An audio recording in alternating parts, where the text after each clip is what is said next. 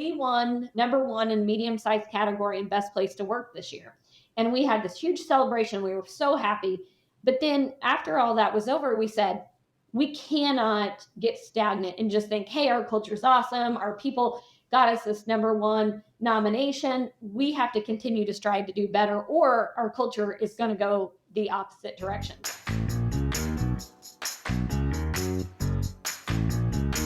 This is Lead with Culture. I am Kate Volman, and on this episode, we're talking about the value of conducting stay interviews. Most organizations do some type of exit interview when a team member decides to leave, but by then it may be too late to keep your A players. Stay interviews help leaders understand what's working and why their people are happy in their roles. I chatted with Hannah Wiscaver, the True Life Human Resources Director with TrueScripts Management Services. Her focus is cultivating an amazing culture and total reward strategy for the TrueScripts team. We really wanted to dig into this interesting topic because if an employee leaves a company, they have an exit interview and we get to find out, why did you leave? Like, what was the problem? We don't talk a lot about stay interviews and how to conduct a stay interview. Why would you do it? The information that you gather and learn from putting this into practice at your organization. And I was so curious because I got to chat with Travis, who is the dream manager at TrueScripts. And he had mentioned to me that you decided to conduct stay interviews. And I thought, oh my gosh, this is so great. We get to talk to someone who actually conducted this kind of interview. You found out a lot of things and wanted to talk a little bit about that. So what was the motivation behind this? You know, we have an awesome culture at TrueScripts, but we never want to just like rest on our laurels. Like we always want to continue to get better. And so we did have a little bit of turnover last year. So the company is only 9 years old. We've had very low turnover. But, you know, as a company ages and people have been there longer, people get new opportunities. And so when I did the exit interview, like normal companies would do, I learned a lot of things. And I had felt as the HR director that we did tons of, you know, employee engagement surveys and feedback surveys, and we do the ENPS. So we do all those things. And I thought, how did I not know some of these things that these people are telling me? Or how did I not know that some of these things were issues in our organization? And I do realize that when people are on their way out, they're willing to probably be a little more open with you because they're leaving. But I thought to myself, the surveys are great that we're doing. Exit interviews suck because now I have all this information that maybe could have saved these people if I would have known this prior. So I was like, what can we do to combat this? So I thought, well, let's do stay interviews. And I've had some great employers in the past, but I've mentioned stay interviews before, and they're like, oh, it takes too much time. People aren't going to be honest. And it was never a thing that was like, yes, we need to do this. Stay interviews have always kind of been a passion of mine because I'm a people person. I like to talk to the people that work for the organization in which I'm in the HR department of. And so I've always wanted to do them. Like I went to a seminar like probably 10 years ago about stay interviews, and I was like, oh my gosh, this is great. I come from a construction background. So, you know, we typically had tons of people in our organization. They don't want to pull people off job sites. So it was never like a popular idea at any of my other employers. And so at TrueScripts, the first 3 years I've been here, I wasn't really thinking of stay interviews because we had an amazing culture. We were trying to change a lot of things. We're in growth mode. But after I had a couple people leave, and they left on very good terms and they loved the organization, but they gave me some really great feedback. I thought, if I would have only known this before they left, what could we have done to change or get better? So I approached the executive team at TrueScripts about this concept of stay interviews, and they're like, absolutely love it. Love it. We only have 113 team members right now, so it was very doable. I decided to do them all on my own just so it would be a consistent format. And then I gathered the information at the end and presented it to the exec team, the ownership team, and then the organization. But it was probably one of the best projects I've ever done in my career. I learned so much. Oh, that's so awesome. So I'm so curious. How did you decide what questions you were going to ask? What was the time frame? And how were you planning to measure it? What did you bring to the executive team before you started? What were you thinking about? What would be the important key metrics to have to bring to them? Yeah, so I wanted to share with them, overall thoughts, areas we can improve, areas that I feel like we do well, any kind of ideas that were generated, and I wanted to implement at least two of those ideas into the new year and be able to say, hey, based on the feedback we received from the state interviews, here's two things that we changed. So that was kind of my goal in the beginning. And the questions, just we as an executive team talked about them, and we kept it really simple. It was a 30-minute session. The questions were, why do you stay? What would make you leave? Or have you ever thought about leaving? What skills are you not utilizing in your current position? When you talk about our culture to other people, what do you tell them, or what is most important to you? And what suggestions do you have for our overall organization or for our culture to help us get to the next level? I sent the questions out prior to the interview so they could think about it. Some people came very prepared, they had written a bunch of things down. Some people just were more organic and just spoke from the heart. But then at the end, I said, this is your time to unload on HR. Tell me anything you want to tell me. I'm not judging you. I'm not going to think poorly of you. You can unload anything you feel like unloading today, or give me any comments, feedback on any subject, anything. And so at the end, we would just talk about different things that they were going through in their jobs. And most sessions ended up being around 45 minutes to an hour long, which was really surprising to me because I thought people are going to just want to get in and then, try to get out as fast as they can. But people really enjoyed being able to talk about just themselves and their job and what they liked and disliked and what ideas they had. And most people, I think 80% of the people that I interviewed mentioned the fact that they couldn't believe the organization was even doing state interviews and wanted to take the time to actually speak to them instead of just sending out a survey. So I felt like at the end of the project, what the most important thing we got from it was is that people just appreciated the fact that they were being asked their opinion and being talked to even over a survey. That is cool, and I asked about the time frame because I thought 30 minutes was a short time because once you get people starting to talk about their favorite topic, quite honestly, themselves, it could go on and on and on. Yeah. And that is so interesting that they were aware enough to recognize that most organizations aren't doing that. Really just showcases how you are making culture a priority at TrueScripts and you care about your people, right? You're giving them an opportunity to really share.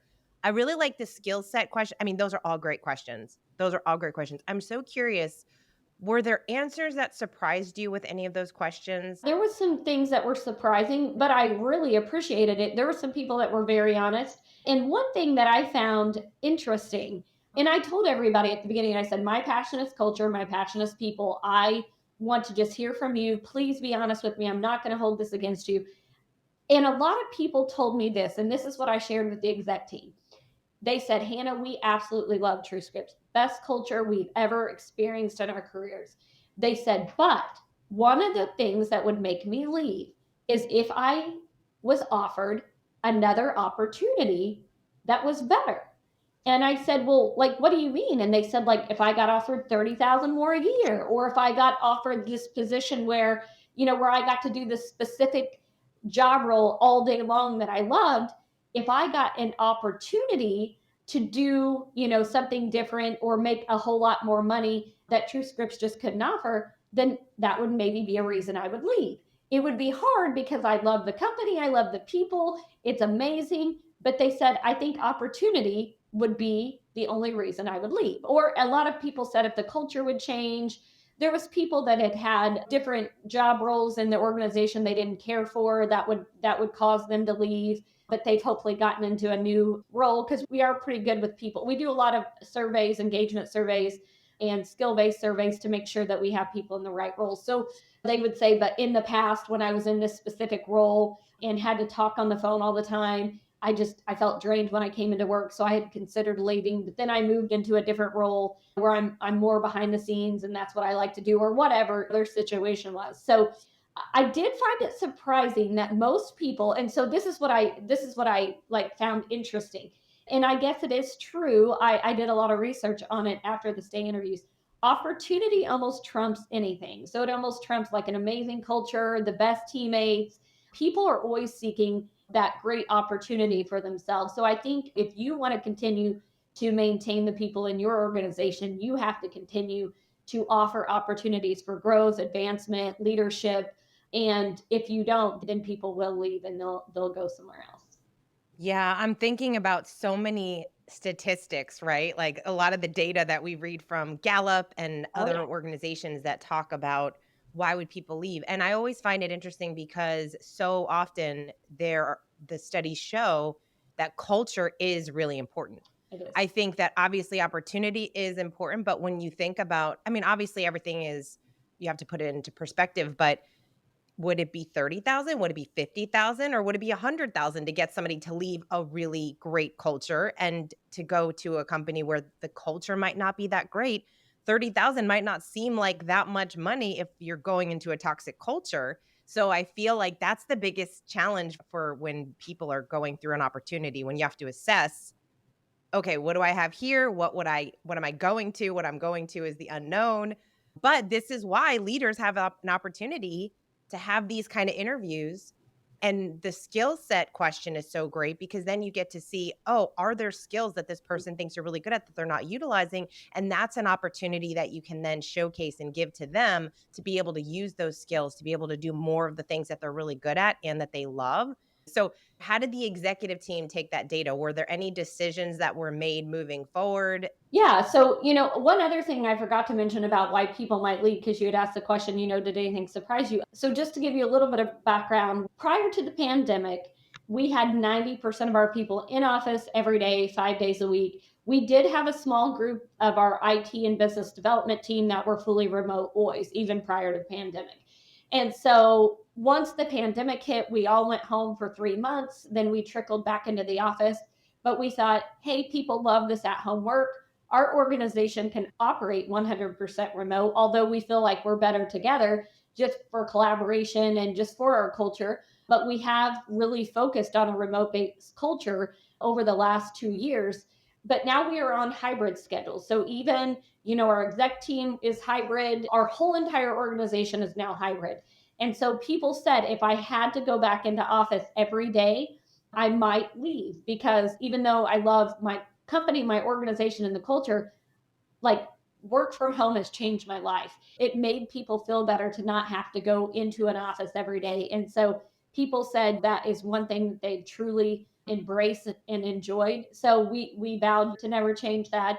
On the opportunity part, one of the things that we've done in that area is we have created a leadership development cycle. And so we've implemented several leadership development programs in our organization. One of them is through HRD. We do a lead from your seat program and then a manager essential program. So for people who are newly promoted, and then for people who we see leadership potential in. Our executive team works with Chorus and we do some outside leadership there, leadership development, and that's helped to bring us together as a team. And then we're implementing Franklin Covey and some other things into our organization. We have the Dream Manager program.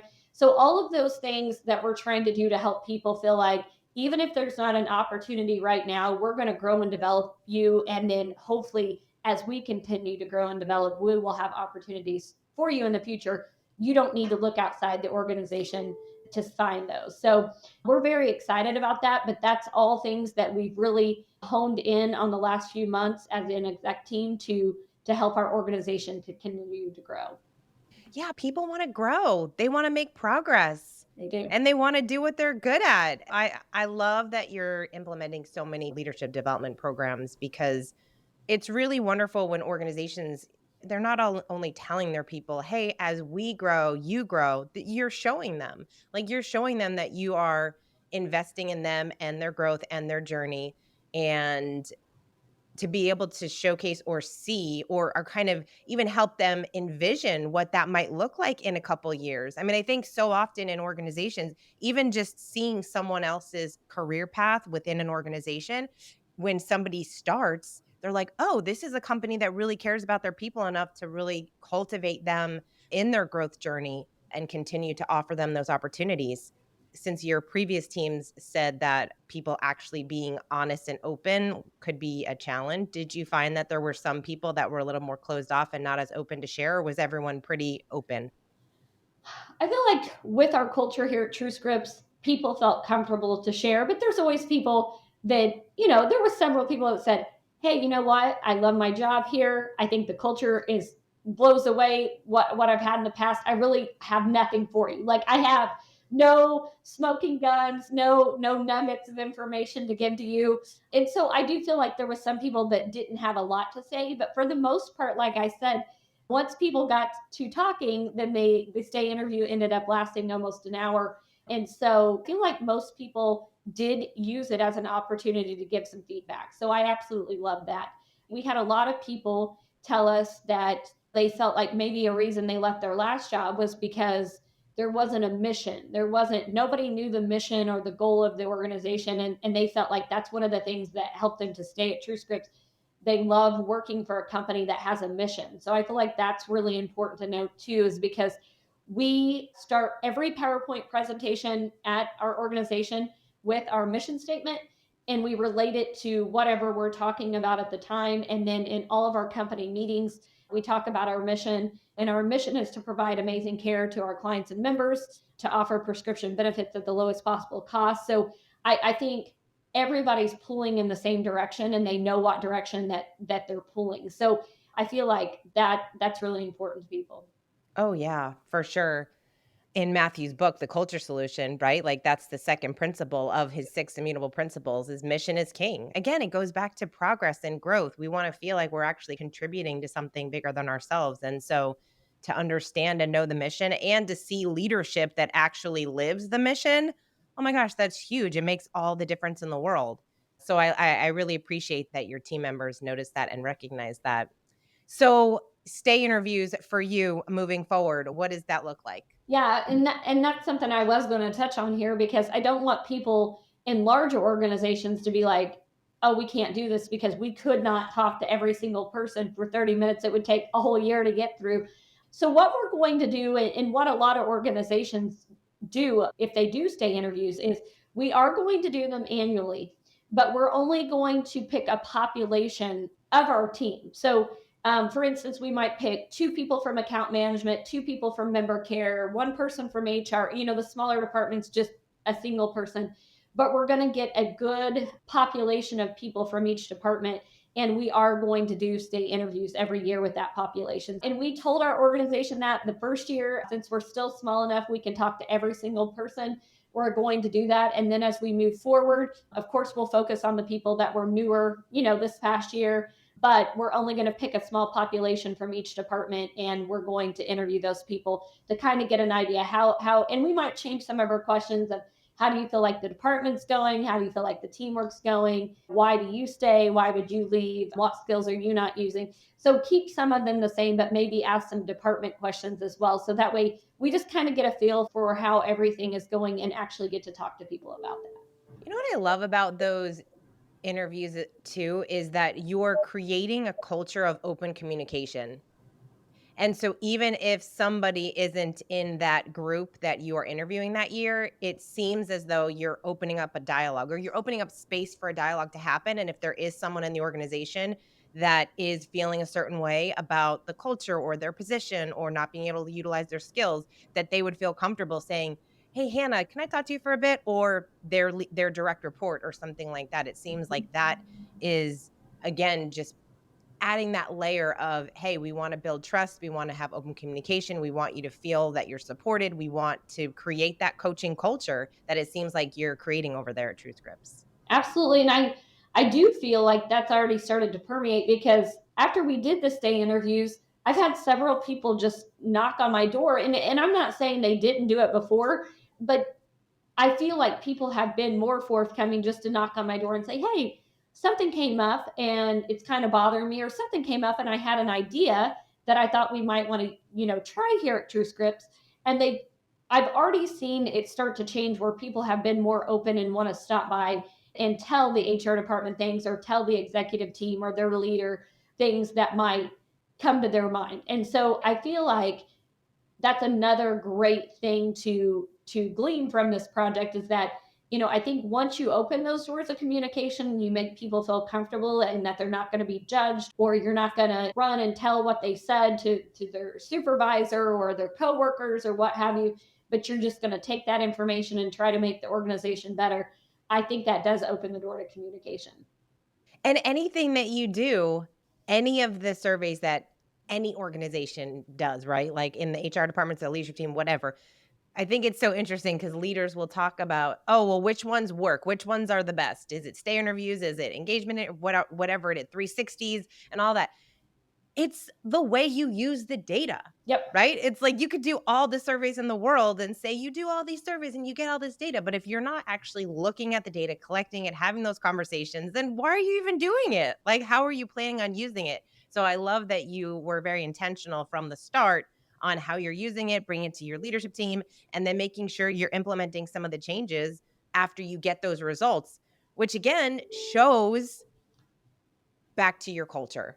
Because how many of us have worked for organizations where they do all the surveys, they ask all the questions, and then nothing happens, And, nothing changes? and that is a big comment that we get here. And this would be my advice to anybody that's trying to change the culture or move the needle on their culture. I think the key is that if you're going, I think surveys are worthless and you should not even do them if you're not going to take action after you get the results. And I'm not saying that you can accommodate every single person's request, or I always say give away the farm or anything like that. But if we choose to do a survey, we're very intentional about the questions we ask. And then we know as an executive team, as an ownership team of TrueScripts leadership team, that we are going to take some sort of action from the survey and we're going to let our people know what that was. So, anytime we do a survey, we take the results, we summarize them, we put them in a PowerPoint. We even say, here's the constructive criticism we got. Here is the ideas that were generated from the survey. And here's 2 actions we're going to take from it. We always let our people know what the results of our surveys are. Same thing with stay interviews. We have a PowerPoint that we created from it to show people what the overall feedback was, and then some of the initiatives that we're putting into place because of this. So 2 of the things that we just let the organization know we were going to change based on stay interview feedback where people were saying, hey, we would love to have a floating holiday. We would love to use it for like Martin Luther King Day or President's Day or my birthday. I always have to use PTO on my birthday. I got a lot of comments. So we added a floating holiday. You can use it on any federal holiday or your birthday. And so that was one of the things that we implemented. And then also people were saying, and this is a really funny thing, but I found that so many people, this bothered them. The way we did our vacation accruals, at the beginning of the year, a lot of people would go into the negative. Like, they would have a vacation in January or February, and then they wouldn't have accrued the 40 hours yet, and they were negative PTO. And they said that gave them anxiety. They hated seeing that negative number on their paycheck. And I was like, who cares? I was like, has anyone ever said anything to you about it? Because I said, I don't even look at that, and neither do supervisors. And they said, no one said anything, but it just gave them personal anxiety that they were in the negative. And so I was like, that's simple. We can change that. So we decided to front load our PTO. So that way at the beginning of the year, you get your PTO and you don't have to see that negative number anymore. And I'm telling you, people started cheering. And I'm like, of all things that were bothering people, I would have never had any idea. And so people are so happy that we front loaded the PTO. So I think it's just those small things that you can fix that might be bothering people in your organization that you wouldn't even know about if you didn't talk to them. Oh my gosh, that is, and it's so small. It Like, is. what an easy fix that is. Cost nothing, cost us nothing. I mean, that's the whole concept of the dream manager, right? It was Yeah. this idea that they were guessing, why are people not staying? And they didn't know until they found out, oh, these people, they don't have cars, they don't have transportation. And if we can provide that to them, then we're going to see. That is so fascinating. There are probably so many organizations where the leader can make the smallest thing that is bothering their team members and they just don't know it because they're not asking. I love that. Okay, speaking of Dream Manager, of course, we were so excited when Travis emailed us to tell us that Dream Manager was mentioned in your stay interviews. And Yeah. there's a really fun statistic of people who mentioned Dream Manager as a big reason that they were staying. Wasn't it like 56% of people? Yes. So 56%. of the people that we surveyed mentioned Dream Manager as one of the reasons they stay at TrueScripts. And I didn't know if you knew this or not, Kate, but our whole organization read Dream Manager together. There's been 3 books that we've asked the organization as a whole to read, and of course we give them work time to do it, so nobody can we pay for the book or the audio book, and we take time out of work and meet as a group and talk about it. And Dream Manager was one of those books. So that really got people on fire for the program. But yeah, we had over half the people that we interviewed mention Dream Manager program.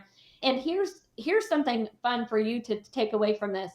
It wasn't even about them achieving their dreams necessarily. It was the fact that they got to talk to somebody about their dreams, take time out of work to just go take 1 hour a month out of work to go and talk about themselves and their dreams and their family's dreams and what they wanted to accomplish over the year.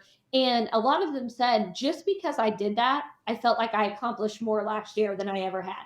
And so, it wasn't even necessarily like they had achieved some big dream or did something miraculous. It was the fact that their company cared enough about them personally to allow them to go and have that time during work to talk to a dream manager to try to get them on fire for their dreams again.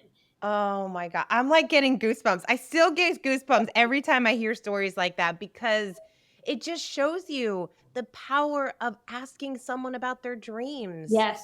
Like, Yep. that's it, just having a conversation. What are the dreams you have for yourself and for your family and just that time allocated to because we don't do that, right? Right. Who's taking time out of their day to think about the dreams they have for their life? Not enough people. And what I love too is the fact that people are bringing it back to their families, to their friends, right? I mean, because they are so excited about the program and their life, it just naturally happens that if they're starting to talk about their dreams, it's going to come out in conversations with their other colleagues that might not be part of the program yet, or their friends or other family members.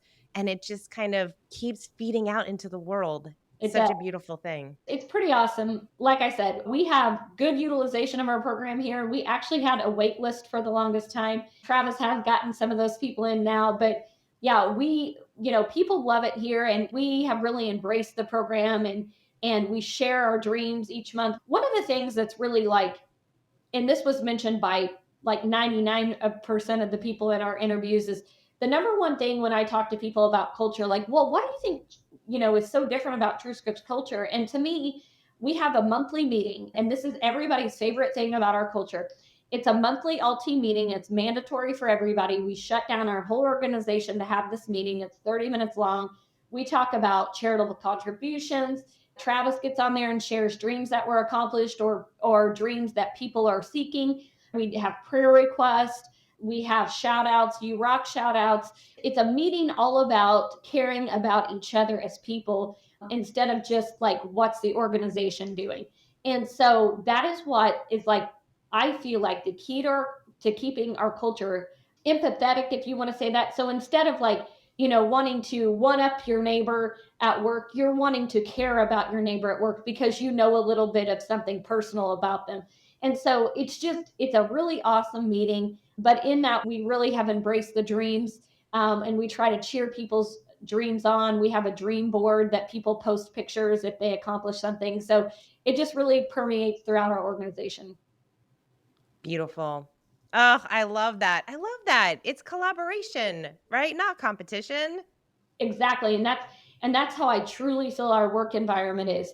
And that's what a lot of people will say when they're new. They're like, I kept waiting for like the knife to drop or, somebody to show their true colors. And I've been here for a year now and everybody's still so nice and helps me. And I feel like it's for 2 reasons. One, because of our culture and because of that feeling of caring about each other, not just what we're doing at work, but in our personal lives. And also just the fact that, we are working towards that goal to help our clients and members. And we're very passionate about that. We will do that even if it means foregoing profits and things of that nature, which is very rare in an organization. So I feel like people know that. They know that they can do what's best to help their clients and members, and they all want to try to pull in that direction for that. So I feel like it's just a collaborative effort, like you said, and it just makes for a very positive work environment. Yeah. Well, thank you for the work that you're doing. Thank you for being one of the leaders that we absolutely love working with at Floyd, because it's such a pleasure to work with leaders who care about their people, who understand that your organization can only be the best version of itself to the extent that your people are becoming better versions of themselves. And it's really cool to see all the work that you're doing. For anyone that is thinking, okay, stay interviews, this might be for me. I feel a little overwhelmed. Where should I start? Where do I begin? Maybe they are not in the HR team. Maybe they're just on the management team, the executive team, the leadership team, and they're not sure how to kind of approach it with their leaders. What is some advice that you would share to help people get started with this process? There's a lot of different ways you can go at it. If you're an individual leader who just has a pretty large department and you want to take the time to do stay interviews just with your department, I feel like you can start there. I know a lot of larger organizations, they will do them departmentally. I feel like you can start small. If you have a small organization, it'd be great to get the feedback from your whole organization and then share it with them. But if you're in a larger organization, I feel like you could start small and just do a small population of people. I think the key to everything is communication. So letting the organization know what you're trying to accomplish from the stay interviews, how you're going to go about them, who is going to perform them. And I think that is the key to success for the whole entire thing. I had a leader here who said, "Oh my gosh, we did stay interviews at our last organization. It was a disaster." Some leaders were into it, some leaders could care less. They never gave the organization feedback. People had no idea why we were doing it. People didn't want to say anything. People dreaded going into them. It's just a whole different vibe than what we had here. I mean, we even had people go to their leader and be like, "Hey, I had my stay interview today. Thank you for allowing me the time to give my feedback." Like it was a very awesome experience for our organization. But I feel like, we told everybody why we were doing it, what we were doing. We gave them the questions beforehand and what we were trying to accomplish. We won #1 in medium-sized category and best place to work this year. And we had this huge celebration. We were so happy. But then after all that was over, we said, we cannot get stagnant and just think, hey, our culture's awesome. Our people got us this #1 nomination. We have to continue to strive to do better, or our culture is going to go the opposite direction. So that was one of the reasons we used to do it is, hey, we know we got first place and we love that, but we want to continue this journey of trying to create the best culture for our people. So I just feel like communication would be key. Thank you for listening to this episode. I hope that you are inspired and giving some thought to conducting stay interviews. If you do, let us know how it goes. And if you're interested in learning more about our Dream Manager program and how that could play a big role in helping you create a dynamic culture, keep your best people, and attract great talent, go to thedreammanager.com. We would love to speak with you about it. Thanks again for listening. Until next time, lead with culture.